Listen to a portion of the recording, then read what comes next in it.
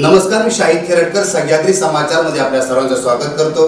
पाहूयात एक विशेष बातमी। लोकसभा इलेक्शन अगोदर मंत्रालयामध्ये एक चिपळूण शहर ग्रॅव्हिटी पाणी योजनेच्या संदर्भात बैठक झाली होती।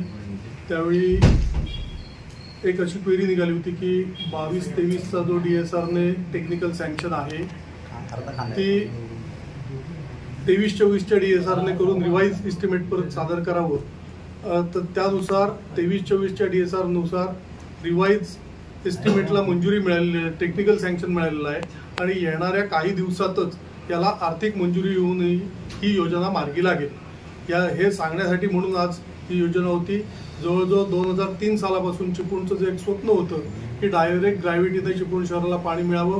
गोळकोट सारख्या ठिकाणी मे महिन्यात ज्यावेळी पाण्याचा दुष्काळ असतो, साथीचे रोग फैलावतात, मुचूळ पाणी दिलं जातं, हा सर्व प्रकार येणाऱ्या काळात पूर्णपणे बंद होऊन चिपळूण शहर हे खऱ्या अर्थाने पाण्यासाठी अतिशय चांगल्या पद्धतीने एवढी मोठी योजना आहे ही आणि कशा स्वरूपात थोडी मोठी पाठपुरावा केल्याच्या संदर्भात आपलं योगदान कसं राहिलं त्याच्यात? ही योजना साधारण 2003 पासून आम्ही या योजनेच्या मागे आहोत। मधल्या काही कालखंडात बहुमत आमचं नव्हतं, त्या काळी ती योजना स्वीकारली गेली नाही। 8.5 कोटीची योजना स्वीकारली गेली नगरपालिकेत, परंतु 2016 साली नगराध्यक्ष म्हणून सुरेखा केराडे भारतीय जनता पार्टीच्या निवडून आले आणि त्यानंतर या गोष्टीला खऱ्या अर्थाने पाठपुराव्याला चालना मिळाली।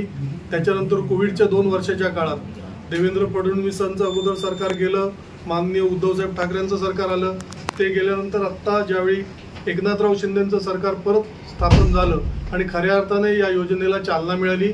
आता हिचं टेक्निकल सँक्शन झालेलं आहे आणि येणाऱ्या काळात म्हणजे माझ्या माहितीप्रमाणे तर येणाऱ्या विधानसभेची आचारसंहिता लागायच्या अगोदर चिपळूण शहराची ही पाणी योजना नक्की मंजूर झालेली आहे। किती रकमेची योजना आहे? 160 कोटी रकमेची ही योजना आहे। या योजनेची ताकद खूप मोठी आहे की याच्यात 0 युनिट वीज लागते, फार विजेचा खर्च नाही आणि जवळजवळ 3ऱ्या ते 4थ्या मजल्यापर्यंत डायरेक्ट ग्रॅव्हिटीने प्रत्येक अपार्टमेंटच्या टाकीमध्ये पाणी जाऊन पोहोचेल अशा पद्धतीची ही योजना। आज वर्तमानपत्रांमध्ये स्थानिक आमदारांच्या प्रयत्नाने ही योजना पास झालेली आहे।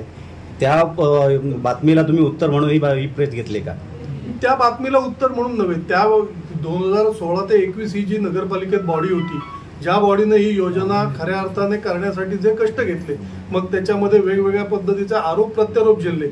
हे आरोप प्रत्यारोप झेलत असताना त्या बॉडीचं, त्या आघाडीचं मनोधैर्य कुठेही तुटू नये याच्यासाठी पाठीमागे ताटपणे उभे राहणारे सन्माननीय नामदार रवींद्रजी चव्हाण साहेब, आमचे माजी जिल्हाध्यक्ष बाळासाहेब माने, माजी आमदार विनयजी नातू, हे लोक ठामपणे उभे राहिले की ही योजना कोणत्याही पद्धतीने आम्ही पूर्ण करून चिपळूणवासियांना दिलासा देणार आणि कोणत्याही नगरसेवकाने यामुळे त्याचं मॉरल कुठेही कमी होता कामा नये आणि वेगवेगळ्या पद्धतीच्या मोठमोठ्या योजना या चिपळूण शहरासाठी येणं आवश्यक आहे। चिपळूण शहर हे मध्यवर्ती ठिकाणी मुंबई गोवा रस्त्यावरचं आणि त्यामुळे विकासाचं एक नवीन दालन, परिपूर्ण पाण्याच्या दृष्टीने असणारं शहर, त्यामुळे या शहराची पुन्हा एकदा विकासाची घोडदौड सुरू झाली असं म्हणायला हरकत नाही। ही नळगण योजनेसाठी फक्त भाजप कार्यकर्ते किंवा माजी आमदारांनी प्रयत्न केला असं म्हणायचं का तुम्हाला? असं मी अजिबात म्हटलं नाही। जी त्यावेळी सत्ताधारी आघाडी होती त्यामध्ये 4 राष्ट्रवादी काँग्रेसचेही नगरसेवक होते, 5 इंदिरा काँग्रेसचेही नगरसेवक होते, त्यामुळे ती आघाडी जी या क्षेत्रात काम केलं या सगळ्यांचं हे यश आहे।